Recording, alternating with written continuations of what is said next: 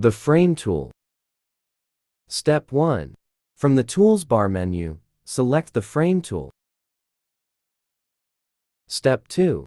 Click and drag the cursor over the area you want the frame to be.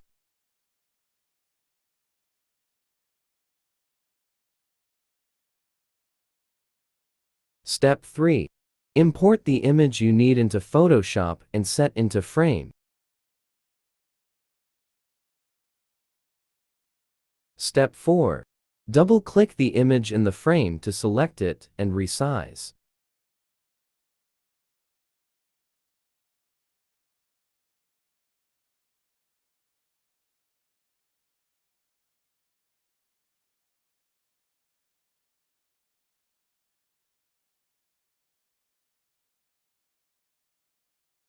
Step 5. Drag your new frame to your desired location.